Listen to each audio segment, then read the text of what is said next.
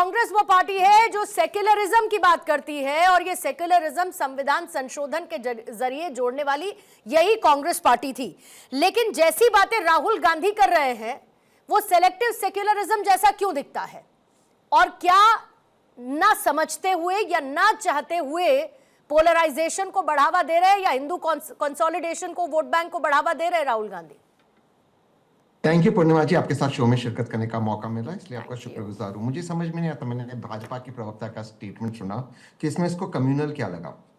पहले तो ये सूत्रों के हवाले से स्टेटमेंट आई, ये कोई ऑफिशियल स्टेटमेंट है नहीं कांग्रेस की। अगर मान भी लेते कि ऑफिशियल स्टेटमेंट है तो क्या कह रहे वो? वह कह रहे कि अगर किसी अल्पसंख्यक, खास करके अगर किसी समुदाय से वो जुड़ा हुआ है, यहाँ पर मुसलमान से, उसके साथ इसलिए क्राइम होता क्योंकि वो मुसलमान है तो उसको एड्रेस कीजिए। अगर किसी ब्राह्मण के साथ क्राइम होता क्योंकि वो ब्राह्मण है, हमें बोलना चाहिए कि भाई ब्राह्मणों के साथ नहीं होना चाहिए क्राइम। ये जो डफली वाले और सारे जो वामपंथी जो झोला छाप लोग हैं वो ब्राह्मणों के खिलाफ बोलते, तो हम कहते हैं कि ब्राह्मणों के खिलाफ नहीं बोलना चाहिए। ठीक उसी तरह अगर किसी दलित भाई या बहन के खिलाफ क्राइम होता तो हम कहते हैं उनके खिलाफ नहीं होना चाहिए। तो अगर किसी को इसलिए टारगेट करता है क्योंकि वो उसकी टोपी है, दाढ़ी है या कोई बुर्का पहनी है तो उसको बोलना चाहिए। इसमें गलत क्या है? ये तो प्यार की बात है। जो नफरत है हमें उसके खिलाफ बोलना चाहिए। क्या उन्होंने इस स्टेटमेंट में जो सोर्सेस के हिसाब से स्टेटमेंट है कहा है कि उनका तुष्टिकरण करना चाहिए? अगर किसी के खिलाफ गलत होता है, पूर्णिमा जी, अगर आपके खिलाफ गलत हो क्योंकि आप एक महिला हो तो ये इसलिए गलत हो क्योंकि आप महिला हो। अगर हो कि आप ब्राह्मण हो तो ब्राह्मण की, तो उस जब तक हम उस कोर चीज को एड्रेस नहीं करेंगे तो हम कैसे उस क्राइम के खिलाफ लड़ेंगे? तो ये तो हमारा कर्तव्य है, इसमें गलत क्या है? ये दफली वाले कहते हैं कि ब्राह्मणों को खत्म करना चाहिए, तो हम उनसे कहते हैं ना कि गलत चीज है, तो इसमें गलत क्या है? नहीं, आपके हिसाब से कुछ गलत नहीं है, लेकिन फिर सही इसमें क्या है? मैं ये इसलिए पूछ रही हूँ क्योंकि अगर मुसलमान, अगर माइनॉरिटीज की बात करेंगे उसमें मुसलमान आते हैं, उसमें ईसाई भी आते हैं, उसमें बौद्ध धर्म को मानने वाले भी आते हैं। तो अगर माइनॉरिटी को माइनॉरिटी कहकर संबोधित किया जाए और राहुल गांधी को लगता है कि नहीं नहीं माइनॉरिटी मत कहो, अल्पसंख्यक मत कहो, कहो मुसलमान है, तो ये तो आप एक पर्टिकुलर धर्म पर फोकस कर रहे हैं ना। और कांग्रेस क्या होती थी? कांग्रेस एक जन जन की पार्टी होती थी। मैं इसीलिए कह रही हूं कि ये सेलेक्टिव साउंड करता है। नहीं, मैं बिल्कुल 1984 में कांग्रेस के शासन के समय सिख दंगे हुए, माइनॉरिटी दंगे नहीं हुए। सिख भाइयों को पकड़ते उनका नरसंहार किया गया, उनको मारा गया। उसको आप माइनॉरिटी दंगे नहीं, सिखों को मारा गया, पकड़ते ढूंढ कर, टायर उनके गले में डाला गया। अगर किसी के खिलाफ क्राइम होता, कोई हमारे यादव समाज से कोई भाई आते, या फिर सिद्धार्थ भाई मुझे दिख रहे, तो यादव के खिलाफ क्राइम है। अगर कोई ब्राह्मण के खिलाफ है तो ब्राह्मण, जो क्राइम होता हमें उसे बोलना चाहिए। अगर वो हेट क्राइम है, अगर हेट क्राइम है किसी महिला, किसी ट्रांसजेंडर के खिलाफ क्योंकि वो ट्रांसजेंडर व्यक्ति है, तो हमें बताना चाहिए क्राइम इसीलिए हुआ कि वो ट्रांसजेंडर है, वरना हम क्राइम से कैसे लड़ेंगे? क्राइम रोकना सरकार का कर्तव्य है और 2026 के भारत में किसी के खिलाफ क्राइम नहीं होना चाहिए, चाहे वो किसी भी धर्म, किसी भी जाति से आता हो। मैं दोबारा से एक चीज कहता हूं, ये दफली वाले कहते हैं कि ब्राह्मणवाद, हम ब्राह्मणों को वो लोग टारगेट करते, तो गलत है। वो ब्राह्मणों को टारगेट करते, वो सब हिंदुओं को नहीं करते, ब्राह्मणों को चुन चुन के टारगेट करते, तो हमें इसके खिलाफ बोलना चाहिए। ठीक उसी तरह अगर कोई मुसलमान को टारगेट करता बोलना चाहिए, कोई किसी दलित को टारगेट करता, महिला को, ट्रांसजेंडर को। और मुझे नहीं लगता, मुझे लगता है इससे ज्यादा देश को जोड़ने वाला, इससे ज्यादा सेक्युलर कोई स्टेटमेंट हो ही नहीं सकता अगर आदरणीय विपक्ष के नेता ने दिया है। नहीं, इससे अब सिद्धार्थ जी बताएंगे। सिद्धार्थ जी, स्वागत करती हूँ आपका। मुस्कुरा रहे सिद्धार्थ भाई, मेरी बात को मान रहे हो? मेरी बात को मान रहे सिद्धार्थ भाई? तहसीन कह रहे हैं कि इससे बड़ा सेक्युलर स्टेटमेंट नहीं हो सकता राहुल गांधी की तरफ से, और आपको लगता है कि खुलकर मुस्लिम फर्स्ट पॉलिसी पर निकल पड़े हैं राहुल गांधी? मैं पूर्णिमा जी नमस्कार, आपके दर्शकों को नमस्कार। मैं बहुत आश्चर्यचकित हो चुका हूँ तहसीन भाई की बात को देख करके, उनकी मासूमियत को देख करके। कितनी मासूमियत से समझा रहे हैं वो, उनके चेहरे पर भी है, उनकी आवाज में भी है। इससे ज्यादा सेकुलर कुछ नहीं हो सकता। माइनॉरिटी मत कहिए, मुसलमान कहिए। पारसी, सिख, जैन, बौद्ध वो थोड़ी है कुछ, मुसलमान कहिए। वोट बैंक की बात है ना, वोट बैंक तो केवल मुसलमानों का है, सरकारें तो केवल मुसलमानों के दम पर बनती हैं। वोट बैंक को तो एक को ही अपील करना है। ये आइसोलेशन में देखे जाना वाला स्टेटमेंट नहीं है। अगर देश के लीडर ऑफ ऑपोजिशन वो धर्म पंथ पर जाकर के इस प्रकार के बयान देने लगे, तो ये मानसिकता दिखाता है कांग्रेस पार्टी की अब वो क्या हो चुकी है। कांग्रेस पार्टी आईएनसी नहीं बची। प्रधानमंत्री जी ने कहा था ये एमएमसी हो चुकी है। मुस्लिम माओवादी कांग्रेस, और ये उसी मानसिकता से चलने वाली कांग्रेस पार्टी है। दूसरी बात, पूर्णिमा जी, आपको इनका इतिहास भी देखना पड़ेगा। जब एक प्रधानमंत्री, जो इनके आखिरी प्रधानमंत्री देश में रहे, स्वर्गीय मनमोहन सिंह जी, जब वो ये खड़े होकर के कहे कि देश के संसाधनों पर पहला अधिकार केवल मुसलमानों का है, ऑन रिकॉर्ड कहा। अभी बड़ा तहसीन भाई समझा रहे थे अनऑफिशियल है, सूत्रों का है, तो ऑन रिकॉर्ड है ना बयान। वो देश के प्रधानमंत्री खड़े होकर के कहें कि देश के संसाधनों पर पहला अधिकार मुसलमानों का है। इनके मुख्यमंत्री कुछ दिन पहले खड़े होकर के कहें Congress party is equal to Muslim, Muslim is equal to Congress. ये कुछ दिन पहले का बयान है, ये किसी फ्रिंज एलिमेंट का नहीं है, ये इनके नेता का है। और उसको छोड़िए पूर्णिमा जी, ट्रैक रिकॉर्ड उठाकर देख लिया, असम में कितनी सीटों पर 95% सीटें जो कांग्रेस पार्टी जीत करके आई वो मुस्लिम सीटें हैं। पश्चिम बंगाल में 100% सीटें जो है जीत के आए वो मुस्लिम सीटें हैं। केरल के अंदर केवल 2 सीट ये हिंदू जीत कर, बाकी सारी, ये जब जो पार्टी ने एजेंडा सेट कर दिया हो कि हमको केवल एक वर्ग के तुष्टीकरण को करके ही अपनी राजनीति को चलाना हो, इस बयान को छोटे में नहीं आंका जा सकता। ये मेगा मुस्लिम प्लान है इनका देश के लिए, और ये देश को तोड़ने वाला प्लान है। तहसीन भाई, मासूमियत से मत कहिए। अगर आप पंथ के आधार पर बांटेंगे और काटेंगे, और देश की एक राष्ट्रीय पार्टी जिसने देश पर 60 साल राज किया है, वो केवल एक पंथ विशेष की हितैषी बन करके उसके आधार पर नीतियां बनाएगी, ये देश को तोड़ने वाला और बांटने वाला प्लान है जिसको देश स्वीकार नहीं कर सकता। ठीक है, और ऐसे में तो मेजॉरिटी कंसर्न्स भी फिर इग्नोर होते हैं ना तहसीन। देखिए पूर्णिमा जी, हर चीज एक कॉन्टेक्स्ट में बोली जाती है। कॉन्टेक्स्ट क्या था कि जिन लोगों पे अटैक होते, अगर यही बात, मैं बिल्कुल सिद्धार्थ भाई की बात से इत्तेफाक रखता हूँ, SC/ST एक्ट निकाल दीजिए। आप तो वैसे उनके तो खिलाफ हो, निकाल दीजिए। क्यों SC/ST एक्ट बना? खिलाफ है तहसीन भाई, हम नहीं है खिलाफ। क्यों क्यों आप क्यों झूठ बोल रहे हैं? नहीं है तो फिर आप जिनको आइडेंटिफाई करना है, जिन पे अटैक हुआ, तो उनको बोलना पड़े। क्या 1984 के रायट, सिद्धार्थ भाई, और आपका मैं बहुत रिस्पेक्ट करता हूं, क्या वो एंटी माइनॉरिटी राइट था क्या एंटी सिख राइट था? एंटी सिख राइट था, सिखों को चुन चुन कर। तो उस कॉन्टेक्स्ट में अगर मुस्लिम भाइयों को मारा जा रहा है, बहनों को मारा जाए इसलिए क्योंकि उनके पास हिजाब पहनती है या वो कोई दाढ़ी या टोपी, तो बोलना चाहिए इसमें गलत क्या है? अगर ट्रांसजेंडर हो, किसी ट्रांसजेंडर पे अत्याचार होता है, इसलिए होते हैं ना क्योंकि अगर वो ट्रांसजेंडर उस वजह से हुआ, पूर्णिमा जी 10 सेकंड दीजिएगा, आइडेंटिफाई करिए। अच्छा, ये जो प्रावधान है HM एक्ट, हिंदू मुस्लिम एक्ट, ये तो कानून में आता, कानून उसमें लिखता है कि हिंदू मुस्लिम के दंगे हुए, तो इसमें गलत क्या है? आप मुझे बताएं संविधान का कौन सा सेक्शन का उल्लंघन हुआ? ये तो आर्टिकल 14, आर्टिकल 25 को ये बढ़ावा देता है, right to equality and right to religious freedom. लेकिन फिर रिप्रेजेंटेशन के नाम पे रिलीजियस मोबिलाइजेशन क्यों? बात तो ये है ना सिद्धार्थ। मैं पूर्णिमा जी छोटा सा उत्तर दे रहा हूँ। तहसीन भाई ठीक लगा लो, इतना आर्टिकल 14, 25 इतना आप मत कहो, ये सबका उल्लंघन है, आप कह रहे हैं किसी का नहीं, थोड़ा ठीक लगाओ, ये पहली बात। दूसरी बात, मैं बताता हूं क्यों तकलीफ देता है। क्योंकि जिस नीति और सोच की आप बात कर रहे हैं, उसी नीति और सोच से आपकी सरकार सत्ता में रहते हुए 2012 के अंदर वो बिल देश के अंदर लेकर के आई थी कि अगर कोई दंगा होगा तो केवल जो दोषी होगा वो हिंदू होगा। On paper, floor of the house bill लेकर के आया। झूठ बोल रहे हैं तहसीन भाई, फैक्ट चेक हो जाएंगे, मत करिएगा। बिल लेकर के आए, बिल लेकर के आए। मैं दूसरी बात पूछता हूं, मैं आपसे दूसरी बात पूछता हूं तहसीन भाई, आपने 3 बार उल्लेख किया कि देश के अंदर सिख नरसंहार हुआ, आप ही की सरकार के लोग उसमें शामिल थे, उनका कन्विक्शन भी हुआ, आपकी सरकार भी थी। वो सिख नरसंहार था क्योंकि बड़े स्तर पर देश में सिखों को चुन चुनकर आपकी सरकार की शह पर मारा गया। अब बताइए मुसलमानों के साथ ऐसा क्या हो रहा है जो आप तुलना कर रहे हैं उससे? किसके को तुलना करने हैं आप? सिर्फ सिख नरसंहार का 2026 में तुलना करके बताइए देश में क्या हो रहा है जो आपको इतनी अंदर से ये आग जली कि हम मुसलमान करने लगे। आप बता दीजिए, मैं आपकी बात मान लूंगा। ठीक है, आपने 2 सवाल पूछे। सबसे पहला, ये जो कॉन्टेक्स्ट में आदरणीय विपक्ष के नेता बोल रहे थे, वे सभी माइनॉरिटी, मुस्लिम, SC, ST, OBC, तो अगर आप उनका पूरा स्टेटमेंट जो उनके सूत्रों के हवाले से आया, मैंने वो पूरा स्टेटमेंट पढ़ा क्योंकि पूर्णिमा जी का शो था, मुझे पता था सामने आप है और आप वाकई बहुत अच्छे स्पोक्स पर्सन हैं, इसलिए पूरा स्टेटमेंट पढ़ा। जो है वो कह के SC पे अगर अटैक हो तो SC को बोला जाना चाहिए, OBC पर हो तो OBC के कौन से वर्ग है उसको बोला जाना चाहिए। दूसरी चीज, कम्युनल वायलेंस बिल कभी नहीं लाया गया, ये एक ड्राफ्ट रिपोर्ट था, उस ड्राफ्ट रिपोर्ट में मुसलमान हिंदू नहीं था, माइनॉरिटी था। माइनॉरिटी मतलब लिंग्विस्टिक माइनॉरिटी। उदाहरण के तौर पे ये जो छिछोरापन राज ठाकरे जी करते हैं हमारे महाराष्ट्र में, हिंदी भाषी लोगों को मारते, ये भी राज ठाकरे जी इसके लिए दोषी हो गए, वो उसके लिए था।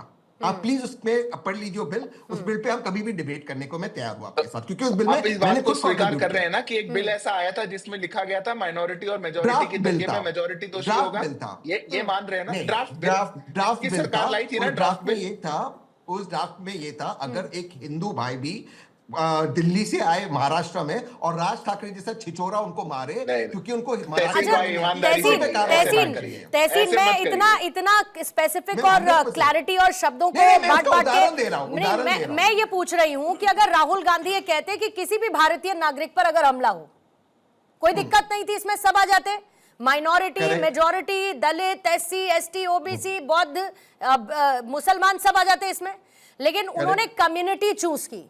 मैं वही कह रही हूं कि जब आप बात SC करते भी choose जब की, जब आप OBC भी choose इंक्लूसिविटी की। की बात करते हैं तो फिर आप भारतीय नागरिक क्यों नहीं कह पाते?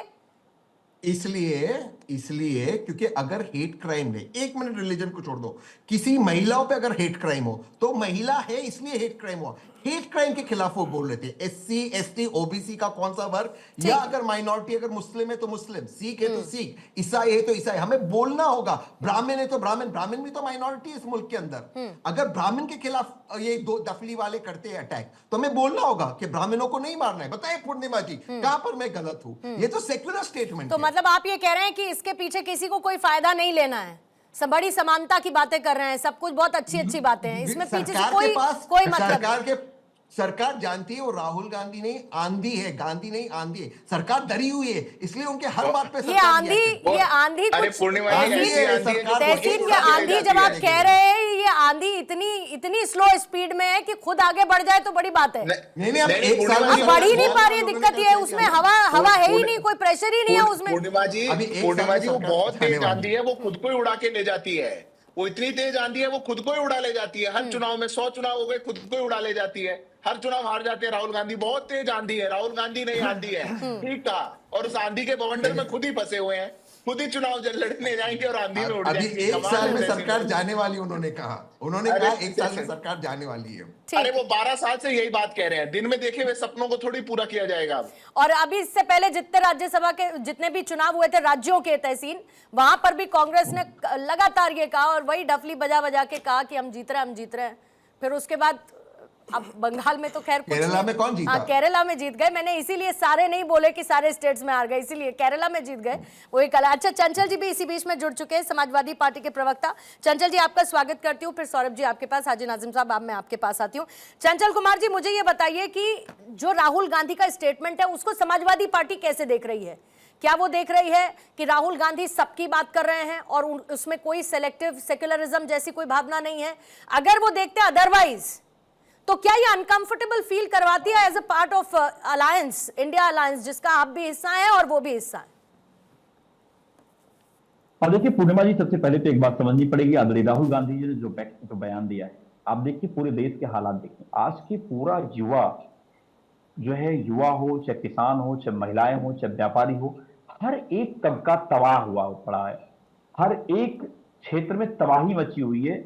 लोग आने वाले समय में इस देश का भविष्य क्या होगा इस बात को लेकर के आशंकित हैं। किस तरीके से प्रधानमंत्री जी जो प्रमुख मुद्दे हैं उस पर चर्चा ना हो, ना जाने क्या क्या चीजें जो है, क्या क्या नैरेटिव बिल्डिंग बनाई जाती है प्रधानमंत्री के द्वारा, आरएसएस के द्वारा, ये किसी से छुपा नहीं है।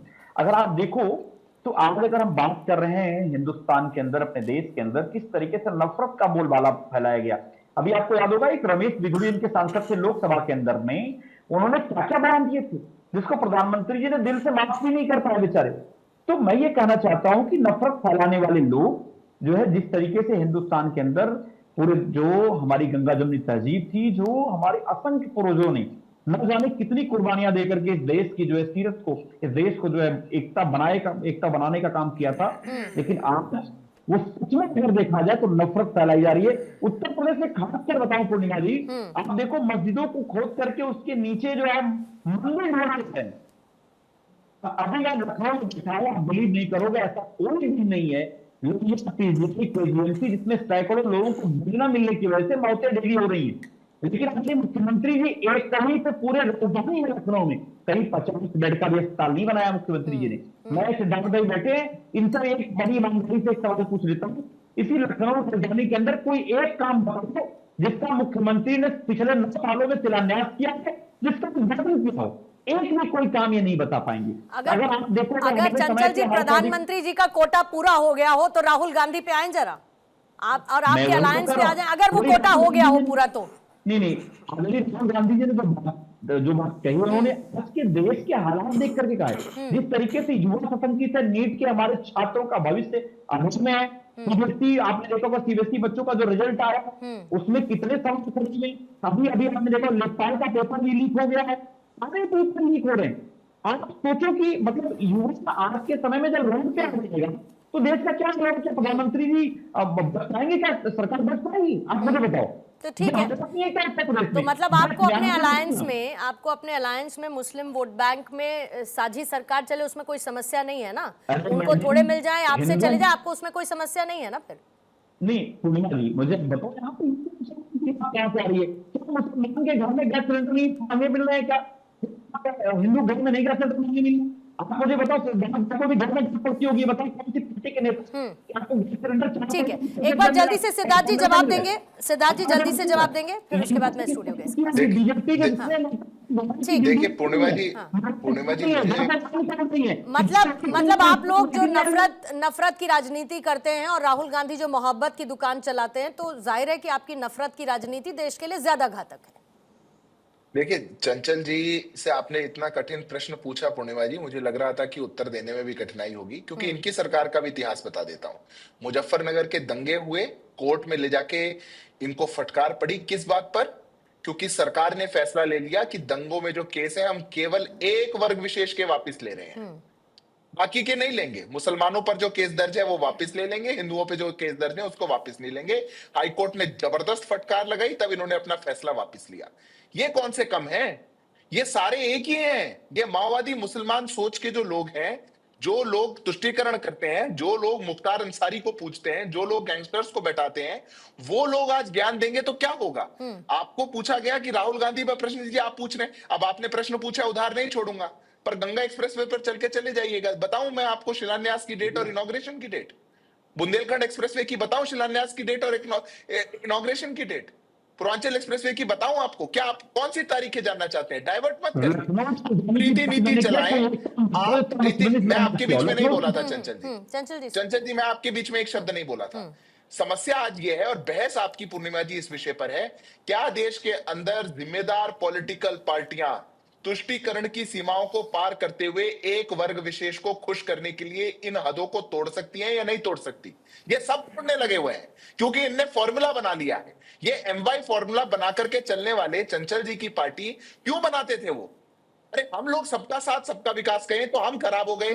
आप लोग कहें कि हम एमवाई लेकर के चल रहे हैं, आप सेक्युलर हैं। वाह साहब, डिक्शनरी भी आपकी, डेफिनेशन भी आपकी, खुद ही बना दी अपनी सारी डेफिनेशन। जो देश में कहें कि हम सबको साथ लेके चल रहे हैं, सबका विश्वास है, उसको तो आप कम्युनल घोषित करेंगे। और आप जो डिक्लेयर्ड इस देश के अंदर अनाउंस करके कि हम ये अरिथमेटिक सोशल इंजीनियरिंग करके आगे बढ़ेंगे, उन पर कुछ नहीं होगा। तो पूर्णिमा जी ये इनकी सच्चाई है, जिससे मुझे लगता है देशवासी। ठीक है सौरभ जी, अभी सिद्धार्थ जी कह रहे हैं कि ये लोग मुस्लिम अपीसमेंट करते हैं। अच्छा बोलिए चंचल जी, बोलिए। अभी हमारे साथी ने कहा कि जो है मुसलमानों के केस वापस लिए जा रहे थे। अरे भाई, आप लोग व्हाट्सएप यूनिवर्सिटी सुबह सुबह जो व्हाट्सएप यूनिवर्सिटी को ज्ञान आता रहता है, वो सिद्धार्थ में मत पढ़ा करिए। आप मुझे बताओ, हिंदुस्तान के इतिहास में किसी ऐसे मुख्यमंत्री का नाम बताओ जिसके ऊपर क्रिमिनल केसेस हो, भड़काने के केसेस हो, जिन्हें अपने मुकदमे वापस लिए हो। तो उत्तर प्रदेश से पूरी जो है कंपटीशन हो गया कि अपनी डिप्टी सीएम साहब कितने मुकदमे अपने वापस लेंगे, अपने मुख्यमंत्री कितने अपने केसेस वापस लेंगे। आप मुझे बताओ, हिंदुस्तान के इतिहास में से कोई मुख्यमंत्री का नाम बताओ जिन्होंने अपने क्रिमिनल केसेस, जो दंगे चकाने केसेस और जो हीनियस क्राइम के केसेस वापस लिए गए हैं। मुख्यमंत्री जी 5 ही सेकंड दीजिएगा जल्दी से सर, जल्दी चंचल जी, आपने 10 सेकंड में उससे क्रॉस। ठीक है चंचल थोड़ा ठीक है। पूर्णिमा जी मुझे भी नहीं तो सिद्धार्थ जी की लैंग्वेज में बोलना पड़ेगा सर। ठीक लगा लीजिए, टाइम निकल जाता है बहुत ज्यादा। सिद्धार्थ जी जल्दी से प्लीज, 5 सेकंड में क्विकली। हाँ पूर्णिमा जी, मैं चंचल जी की अज्ञानता का उल्लेख आपके शो पर नहीं कर सकता। आपके दर्शक जाकर देख सकते हैं कि सरकार का निर्णय था, नहीं था। नहीं मिले तो मेरे सोशल मीडिया पर जाकर के देख लीजिए। चंचल जी आपका स्वागत है, मैंने डाली हुई है। पूरा केस गूगल पे मिल जाएगा, गूगल कर लीजिएगा। आपकी अज्ञानता का उल्लेख मैं शो पर क्या करूं, मेरे को अच्छा नहीं लगेगा। हाँ ठीक है चांचल जी, ठीक है, जरा रोकूंगी। सौरभ जी, अभी सिद्धार्थ जी ने कहा कि ये लोग मुस्लिम अपीसमेंट करते हैं, माइनॉरिटी अपीसमेंट करते हैं या मुसलमान अपीसमेंट करते हैं, ठीक है। ये भी तो कहते हैं एक रहोगे तो सेफ रहोगे। तो अगर ये कहते हैं एक रहोगे सेफ रहोगे, हिंदू कंसोलिडेशन वोट बैंक होता है, उसका तो कोई दिक्कत नहीं है। वो अगर कहते हैं कि नहीं अल्पसंख्यक ना कह के मुसलमान कहकर बात करो और उनका मुस्लिम वोट बैंक मजबूत होता है, तो फिर उससे समस्या आ जाती है। देखिए पूर्णिमा जी, जो राहुल गांधी जी ने कहा कि अल्पसंख्यक न कह के मुसलमान कहना सही है, वो कांग्रेस की नीति में आज से नहीं है। जब से देश आजाद हुआ तब से वो उन्होंने अल्पसंख्यक के नाम पर सिर्फ और सिर्फ मुसलमान को ही जाना है। और तहसीन भाई बड़ी आसानी से, कितना बढ़िया उन्होंने शुरुआत से घुमा दिया बातों को। बार बार कह रहे हैं कि ब्राह्मणों का नाम ले रहे हैं, ब्राह्मण की तो कोई चर्चा ही नहीं है यहाँ पे। कह रहे हैं ब्राह्मणों को माइनॉरिटी में शामिल करना चाहिए, बहुत अच्छा उनका सुझाव है और राहुल गांधी जी के बड़े नजदीक माने जाते हैं। जरा राहुल गांधी जी को सुझाव दे दें भाई। 1992 में 1992 में जब माइनॉरिटी का कमीशन अधिनियम बना था, तो उसमें मुस्लिम, सिख, ईसाई, बौद्ध इन धर्मों को शामिल किया गया। उसके बाद जैन धर्म को भी उसके अंदर शामिल किया गया। 2006 में जब आपने मंत्रालय बनाया कांग्रेस की यूपीए सरकार ने, तो सामाजिक न्याय मंत्रालय से निकाल करके आपने अल्पसंख्यक कार्य मंत्रालय बनाया। अल्पसंख्यक कार्य मंत्रालय में भी जो है आपने मुस्लिम, सिख, ईसाई, बौद्ध, पारसी और जो है वो जैन समाज को रखा। और आप जब देखेंगे आंकड़े उठा करके 2006 से लेकर के लगातार 2013 तक, तो अल्पसंख्यक मंत्रालय को सिर्फ जो है वो खाने पीने के लिए मंत्रियों ने अपने फायदे के लिए, मुसलमानों को हित पहुंचाने के लिए वहां पर उसका इस्तेमाल किया। ना तो पारसी के लिए कोई योजनाएं सक्सेसफुल पहुंचाई वहां पर सफलतापूर्वक, ना बौद्ध के लिए पहुंचाई, ना जैन के लिए पहुंचाई। और पारसी सबसे कम है परसेंटेज में, मतलब 1% भी पारसी इस देश के अंदर नहीं है। और यहां पर 22% वालों को आपने अल्पसंख्यक में डाल दिया। क्यों? क्योंकि आपका मकसद जो था, आपका जो नजरिया था, वो मुसलमान को ही अल्पसंख्यक देखने का था और मुसलमानों की आपको राजनीति करनी थी, तुष्टीकरण की राजनीति करनी थी। एक बात। दूसरी बात देखिए, तहसीन भाई घुमा रहे हैं बार बार, राइट्स की बात कर रहे हैं, सिख राइट्स की। अरे भाई, सिख राइट्स को आप इंडिया से क्यों कंपेयर कर रहे हैं? सिख राइट्स तो कांग्रेस पार्टी ने करवाया था ना। कांग्रेस पार्टी ने बड़ा पेड़ गिरता है तो धरती हिलती है कहते हुए कांग्रेस के मंत्रियों ने ये जो टायर गले में डाल के जलाने का काम किया, किसने किया था? कांग्रेसियों ने किया था। इस पे माफ करिएगा, इसको भारत से मत जोड़िए।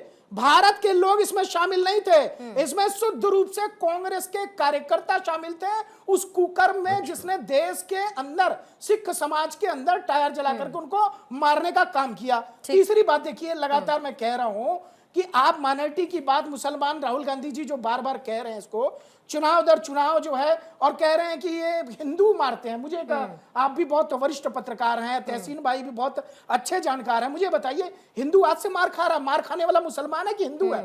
मार खाने वाला सिर्फ और सिर्फ हिंदू है। आप पिछले 700 सालों का इतिहास उठा करके देखिए, अकबर से लेकर के, बाबर से लेकर के, औरंगजेब से लेकर के, तो ये क्या उनकी आत्मा को खुश करने के लिए दिया गया बयान था? यही मार खाते खाते अभी भी, जब देश आजाद हो गया उसके बाद भी हिंदू कहां मार खा रहा था? बंगाल के अंदर। हिंदू कहां मार खा रहा था? तमिलनाडु के अंदर। हिंदू कहां मार, तो इसको पूरा नैरेटिव जो सेट कर रहे हैं ना आप, कि नहीं वो चूंकि मुसलमान मार खा रहे थे इसलिए उनकी रक्षा के लिए ऐसा किया गया। 1000 सुनिए, 1000 से ज्यादा दंगे पिछले 10 साल जब यूपीए की सरकार थी तब हुए। मलियाना का दंगा आप देख लीजिए कब हुआ था। उसके पहले जो है जिस प्रकार से मुजफ्फरनगर के अंदर समाजवादी पार्टी के अंतर्गत दंगा हुआ था 2014 से, मैं डंके की चोट पे कह रहा हूं, भारतीय जनता पार्टी की सरकार है, नरेंद्र मोदी की सरकार है। 2014 से तहसीन भाई ऐसा कोई एक प्रमाण दे दे कि 2014 के बाद कोई एक दंगा हुआ, आज 2026 है जिसके अंदर जो है उसको दंगा कराने की कोशिश जरूर की गई। यूपी, उत्तर प्रदेश के अंदर दंगा कराने का प्रयास समाजवादी पार्टी के द्वारा किया गया, लेकिन उसको बहुत ही समझदारी के साथ योगी आदित्यनाथ की सरकार ने बचा लिया और वहां पर दंगा नहीं हुआ। इसलिए देखिए, जो बात है तहसीन भाई, आप क्लियर कहने वाले आदमी हैं, तो आप क्लियर कहिए, राहुल गांधी जी को उस चाशनी में मत डालिए कि वो मुस्लिम तुष्टीकरण की चाशनी में तो रहते ही हैं, लेकिन आप उनको सिख दंगे के नाम पर आप कह दीजिए पूरे भारत के अंदर है। ब्राह्मणों के साथ कहीं कुछ नहीं हो रहा। ब्राह्मणों के ऊपर जो उलूल जुलूल बयान समाजवादी पार्टी के नेता दे रहे हैं, आपको उनका विरोध करना चाहिए, उनका जो है उनकी निंदा करनी चाहिए। ऐसे ही कुछ पार्टी में आपके लोग होंगे। यहां पर कोई दंगा किसी समाज, ब्राह्मण समाज के साथ नहीं हुआ, लेकिन अल्पसंख्यक के नाम नाम पर सिर्फ मुसलमानों को, इस देश के पहले पूर्व प्रधानमंत्री भी कह चुके हैं पहला हक संसाधन जो है उन्हीं का है। नहीं, सब और कुछ बात आप यह है कि मुसलमान को जब दे भी देंगे, माइनॉरिटीज तो की पारसी का बात क्या होती है, होगा? उस सिख का क्या माइनॉरिटीज होगा? में मुसलमानों के अलावा बाकी लोग क्यों नहीं शामिल होते? बाकी लोग भी तो माइनॉरिटीज में हैं। सिर्फ एक लाइन कहकर आप निकल जाएंगे लेकिन उनके लिए होगा कुछ नहीं, ऐसा तो नहीं हो सकता। फिर ये सिलेक्टिव नजर आता है। 22% वाला माइनॉरिटी में है, 1% वाला जो है उसको कोई लाभ नहीं मिल रहा, 22% वाले को पूरा लाभ दिया जा रहा है। ठीक है, दिल पर हाथ रख के बताइएगा कि आप लोग ये मुस्लिम अपीजमेंट, मुस्लिम पॉलिटिक्स, मुस्लिम वोट बैंक, ये सब सुन के आप लोग परेशान नहीं होते हैं? और आज राहुल गांधी जो फिर कह रहे हैं कि नहीं अल्पसंख्यक मत कहो, मुसलमान कह दो, तो सबसे ज्यादा लंबे समय में अगर कोई सरकार में रहा तो ये कांग्रेस पार्टी ही थी ना। अगर सब कुछ स्थितियां सुधार दी होती और इतना फोकस में रहते तो फिर ऐसी कंडीशन में तो नहीं होते ना, जहां पर पढ़ाई से लेके बाकी चीजों में मुस्लिम समाज को बार बार दिक्कत आती रही। हाँ पूर्णिमा जी, देखिए ऐसा कोई सगा नहीं जिसने मुसलमानों को ठगा नहीं। सब पार्टियों ने ठगा है मुसलमानों को। मुसलमानों की भर भर के वोटें ली हैं, चाहे वो सपा हो, कांग्रेस हो, भाजपा हो या बसपा हो, ये कोई भी हो, सबने मुसलमानों की वोटें ली है। अरे भाजपा को क्या है भाई? मुल्क के वजीर आजम माननीय नरेंद्र मोदी जी ने खुद कहा कि मुझे मुसलमानों ने वोट दिया है। लेकिन सौरभ भाई आप नहीं मानेंगे, क्योंकि आपने अपने 2 रिश्तेदारों को छोड़ दिया था। आपने बाकियों के नाम लिए थे, आपने अकबर, औरंगजेब सबके नाम लिए, लेकिन पुर्तगालियों को आप भूल गए। आप ब्रिटिश हुकूमत को भी भूल गए थे, जिन्होंने भारत के अंदर नरसंहार करा था, क्योंकि वो रिश्तेदार लगते थे, इसलिए उनका नाम आपने नहीं लिया। अरे आप ही कहते तभी तो उनका नाम नहीं लिया आपने। और सुन लीजिए, आपके रिश्तेदार थे। अरे जब मैंने आपको सुना तो सुन लीजिए सौरभ भाई, अरे भाई वो आपके रिश्तेदार थे तभी तो आपने नाम नहीं लिया। कहाँ मारा भाई पिट कर? अरे भाई सौरभ भाई आप पिटे थे उनसे, मुसलमानों ने घुटने पर टिकाया उनको, मुसलमानों ने घुटने पर टिकाया। भूल गए आप गांधी जी का सत्याग्रह आंदोलन। हाजी नाजिम खान भूल गए आप? हाजी नाजिम खान नहीं आप एक सेकंड हाजी नाजिम नहीं आपने क्या कहा अभी?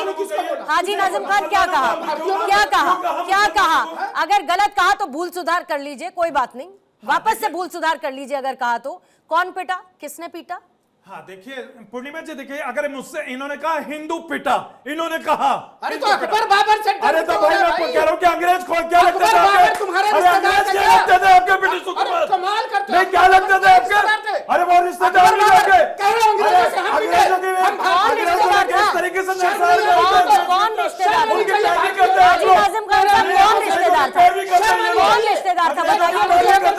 अगर पैरवी हुई होती अंग्रेजों की, हंसते हंसते फांसी के फंदे चूमे थे, हंसते हंसते हमारे बुजुर्गों ने अंग्रेजों को घुटने पर टिकाए थे। और आज आप मुसलमानों को तौहीन करना चाहते हैं। अरे मुसलमानों की तौहीन करते हैं आप लोग। अरे हम भारतीय, अरे बाबर आपका रिश्तेदार हो सकता है, अरे आपका रिश्तेदार हो सकता है बाबर, अरे आपका हो सकता है, लेकिन हमारे, अरे सुन लीजिए हमारे डॉक्टर एपीजे अब्दुल कलाम साहब हमें आ रहे हैं। अरे बाबर का जिक्र तो आप लोग छोड़िए, बाबर छोड़िए, बाबर जिंदा नहीं है, छोड़ दीजिए, बाबर जिंदा नहीं है। ठीक है, ओके, ठीक है। पूर्णिमा जी यार अकबर की बात कर सकते हैं, औरंगजेब की बात करते हैं, ब्रिटिश हुकूमत की बात क्यों नहीं कर सकते? नहीं तो कौन नहीं जानता ब्रिटिश हुकूमत के बारे में? बताइए ना सर, कैसी बातें कर रहे हैं? हाँ मैं वही तो कहना चाहता हूँ, उन अंग्रेजों ने किस तरीके और से इसी ब्रिटिश हुकूमत को भगाया ना, इसी ब्रिटिश हुकूमत को भगाया ना। भगत सिंह का आपने नाम ले लिया, महात्मा गांधी का आप नाम ले लीजिए, सत्याग्रह आंदोलन आप याद कर लीजिए, अहिंसा का रास्ता अपना के इसी ब्रिटिश हुकूमत को भगाया ना यहीं पर लोगों ने। हाँ, कि नहीं भगाया? पूर्णिमा जी मैं वही तो कह रहा हूं कि हम सब भारतीयों ने एकजुट होकर किस तरीके से ब्रिटिश हुकूमत को घुटने पर टिका दिया। अगर यहां पर यह बात कहना कि हिंदुओं को पीटा, तो भाई आज क्या चल रहा है? जहां दाढ़ी टोपी देखा जाता है, जहां किसी को भी मुसलमान को देख के धार्मिक नारा लगवा दिया जाता है, धार्मिक नारा लगवा दिया जाता है। और सुन लीजिए अभी ये बात नहीं, अखलाक की लीचिंग हो जाती है।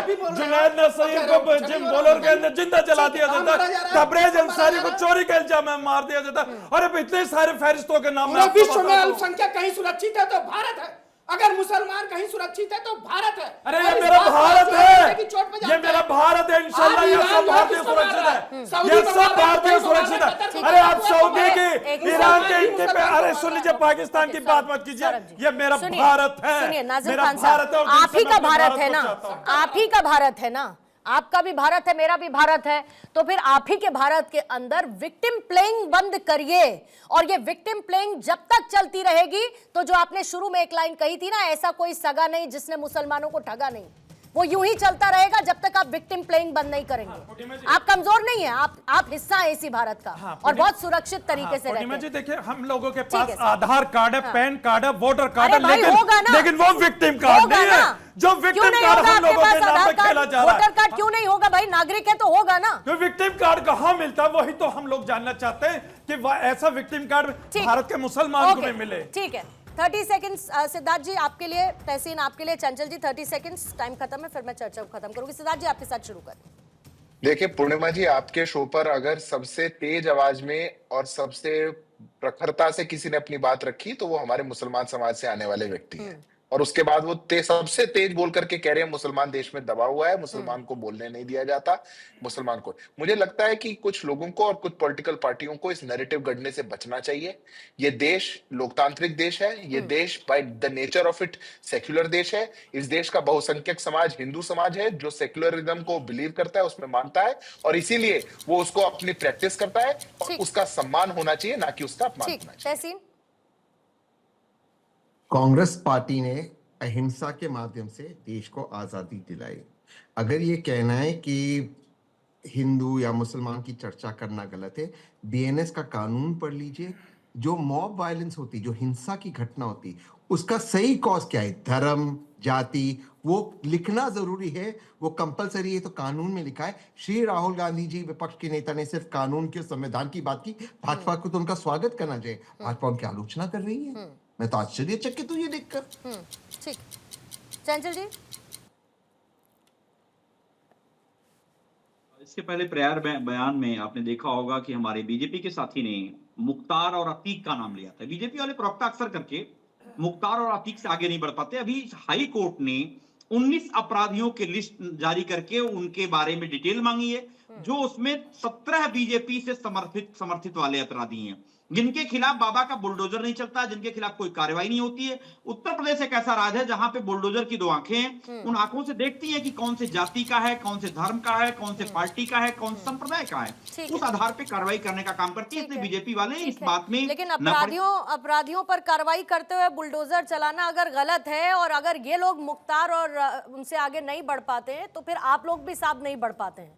और उनको देखना है तो फिर एट अ लार्जर पर्सपेक्टिव देखिए कि उन्होंने क्या किया और नुकसान कैसा किया उत्तर प्रदेश का, उत्तर प्रदेश के लोगों का, और देश की छवि को कैसे धूमिल किया।